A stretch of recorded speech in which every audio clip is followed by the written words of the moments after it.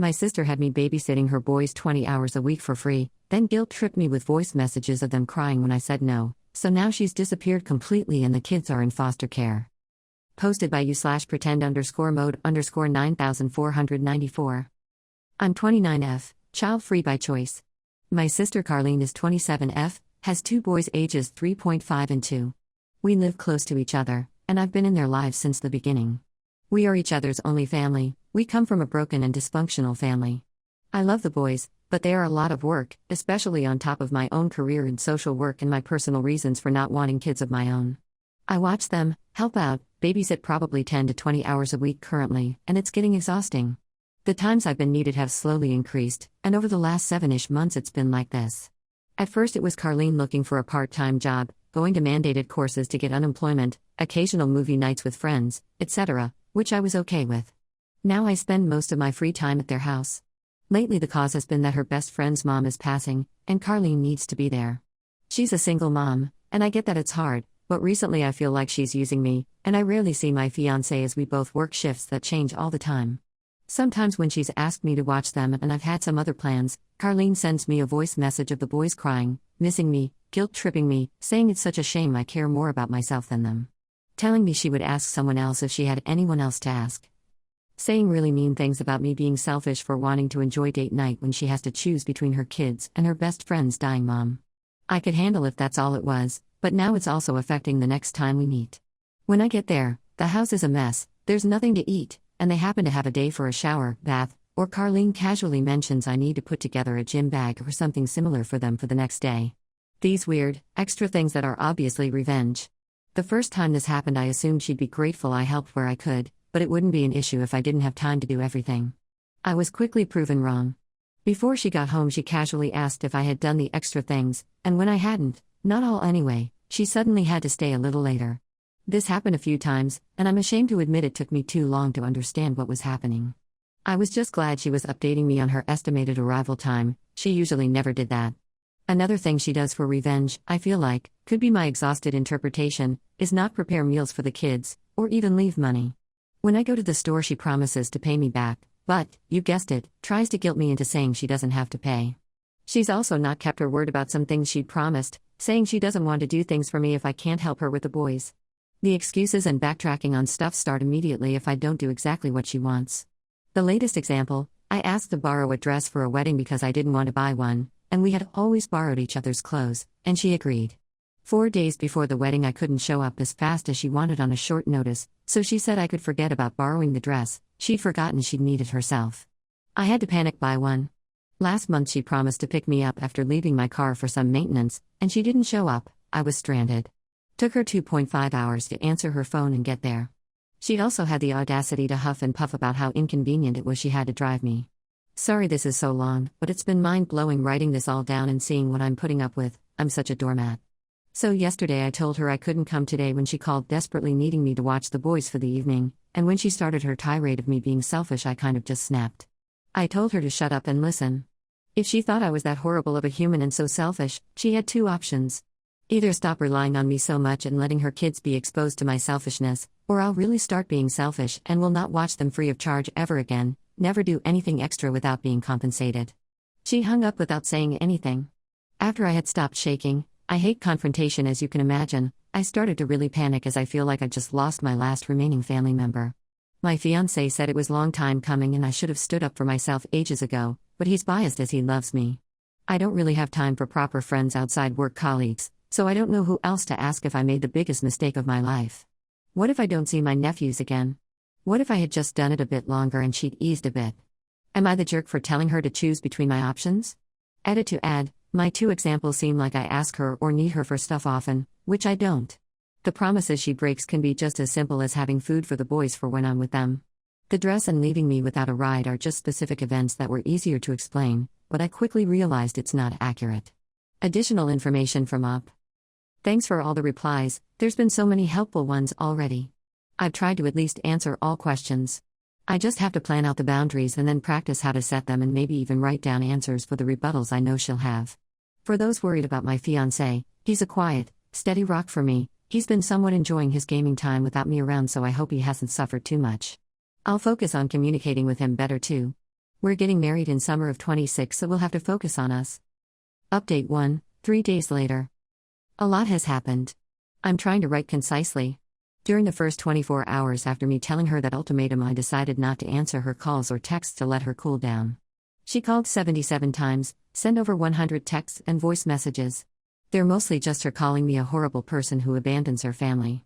I outlined a few rules with my fiancé's help for the future if she comes to her senses and agrees to my terms. I wanted them to be ready even though it looked like she will never come around.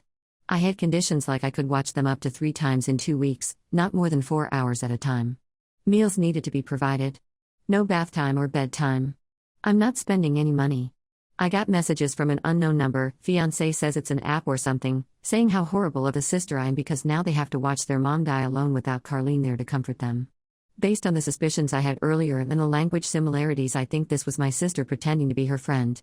I talked to my supervisor on Friday afternoon and asked for her opinion. I first asked if it was okay to talk about personal stuff, and she was great about it. I don't work with children, and CPS has never been a part of my work, so I wanted to double-check with someone more senior. We made a report together on Carlene. The supervisor said it's better to do so, especially now that it's escalated, and she might retaliate against me by hurting the boys in some way as she's obviously not above that. I'm probably going to give her next week to cool off before resuming contact, and depending on what the voice messages say then, I might contact her. If they are as abusive as now, I probably won't respond at all. It makes me unbelievably upset, but I hope the boys will also get a more stable environment without me as she's using them as pawns with me. Fiancé says hello and wants everyone to know he's here for me and wants to assure everyone I'm not really that bad of a doormat, just for Carlene for some reason. I'm looking into counseling through my work, it's too expensive out of pocket. Thanks for the messages and the swift kicks I obviously needed. For some reason I've become blind to my sister's behavior and was only concerned whether I'd lose the boys from my life. Probably will update if I resume contact with my sister if people want to know how it goes.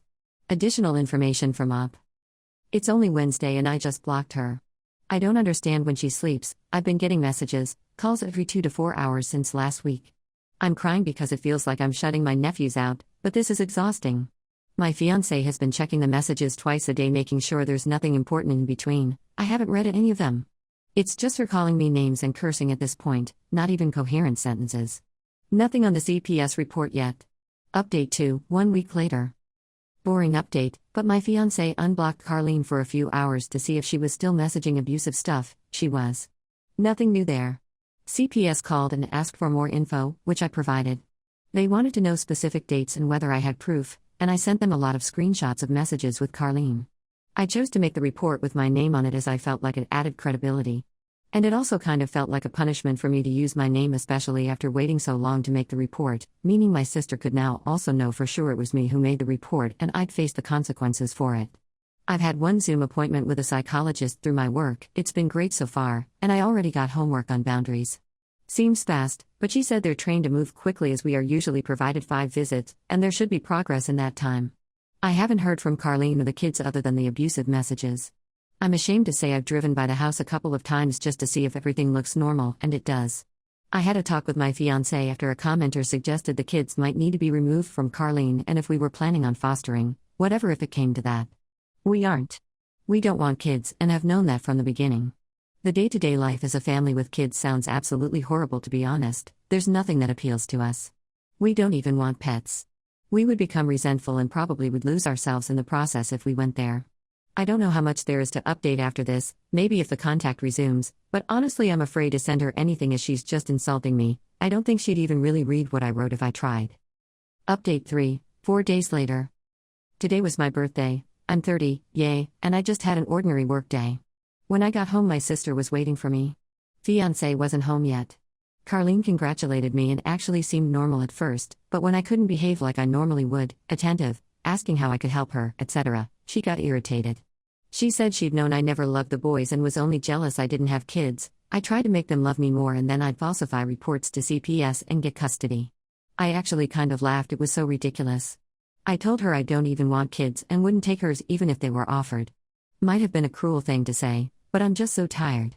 She somehow got angrier and saying how horrible the boys will now feel knowing I'd abandoned them and proving I didn't love them. I knew I couldn't win with her, so I just asked why she was here and where the kids were. Carlene said their whereabouts were none of my business, fair enough, and she was here to tell me I'd never see them again. I'd accepted that as a possibility, or even probable, so I didn't really react, which made her even angrier. She tried to grab me, but I'd stood about 6 feet away so she couldn't reach me, and I just ran inside the building and closed the door behind me. Luckily it locks automatically. She followed, so I shouted through the door that I would call the police if she didn't leave. She kicked the door and left without saying anything. I went to our apartment and sat on the floor. My hands were shaking so I couldn't write, but I made a voice recording on my phone on everything in case I need to contact the police or a lawyer or something. After around 20 minutes just breathing, the door lock rattled, and I got really scared until I understood it was my fiancé getting home from work. I was still on the floor, so he obviously freaked out. I told him everything, and he said we should make a police report and also update the CPS people about Carlene's irregular behavior. I still feel weirded out reporting her because we endured much worse as kids and don't think anyone reported our parents, but my fiancé asked if I would make this report at work if it was someone else's family. I said it's not fair as I don't work with kids for this exact reason, but I guess I'd report it. It's getting late and I can't sleep, worrying about making the police report tomorrow and wondering what to tell the CPS. I guess I'll explain the whole thing and they decide what's relevant. Oh, CPS let us know on Monday, I think, that my sister is under investigation and gave me the contact info for their caseworker, so at least that report will be easy to make. Update 4, 1 month later. Sorry it took a while, but I've been trying to keep busy, taking extra shifts at work as I miss the boys. I haven't heard from them at all since my sister kicked at our door. CPS has been in contact a few times, but as we let them know we wouldn't be willing to take the boys unless absolutely necessary, not even for a short foster placement, they haven't been telling us as much about their situation. It feels like we don't know much anymore, but I guess we're outsiders now, so I get it. The family court date is set for next month, and we're debating whether to ask if we can go, but I honestly think they wouldn't allow it now as we have nothing to do with the solution. I don't know whether we would have been able to attend even if we agreed to foster them. Usually the family courts here are quite closed. As far as the boys go, I've accepted I'll probably never see them again. I wish that if I can keep tabs on them I can reintroduce myself when they're 10 years or so older and have their own phones, etc. It's far away, but I have to have something to look forward to. CPS is actively still investigating. Until they stopped telling us anything it sounded quite sure that at least a short foster placement was needed. My sister failed to show up to mandatory meetings, wasn't available when they tried to reach out to her, and at least once Carlene arrived at the house without the kids just as the CPS came by, and they realized the kids had been home alone for the time Carlene was gone. They contacted me to ask if I knew where my sister was and for how long, but I had stopped talking to her at that point. Carlene said she'd just dropped off something the street over, so she was gone for less than 3 minutes. I don't know if I believe that, and the CPS didn't think so either. The reason we can't take the boys is mainly our health. I have a chronic illness, and my fiancé is in a wheelchair. We live in a 1-bedroom apartment, and having the boys' beds and stuff would make it inaccessible for a wheelchair, and that's just not okay. In addition, we just don't want kids at all. I don't think I'd be a great parent and can't expect my fiancé to parent either as he didn't sign up for it either. I hope the boys are small enough so that they are easy to place, whether temporarily or permanently.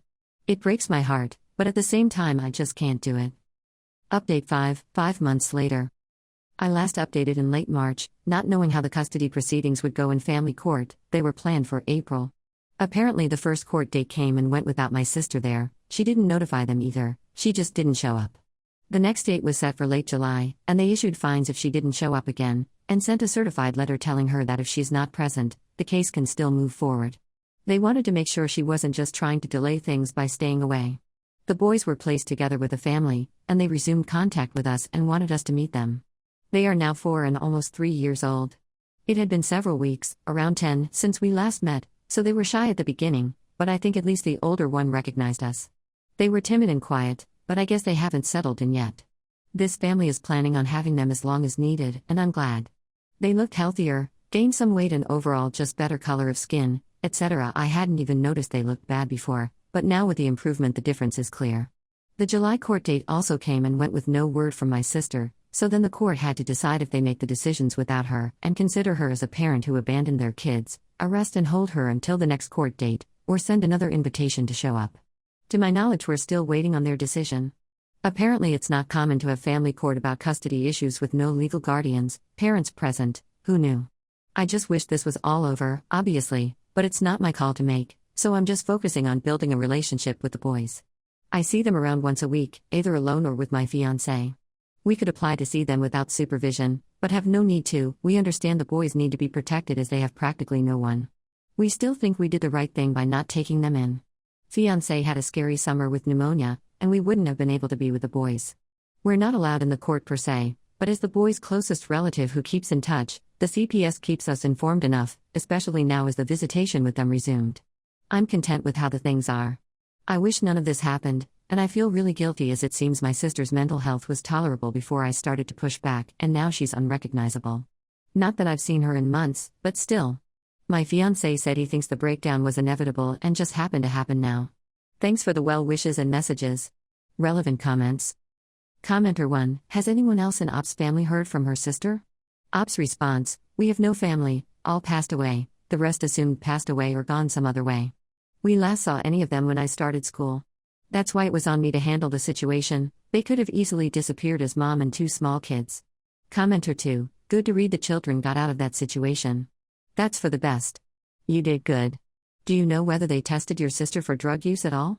Does she have a history of substance abuse? Ops' response: I don't think they've actually gotten to it as she's avoiding everyone. I believe they at least intended to. CPS last asked about her history with substances in March. I have no idea though, I've never seen her take anything, not even alcohol, but considering her behavior I wouldn't count on her being clean.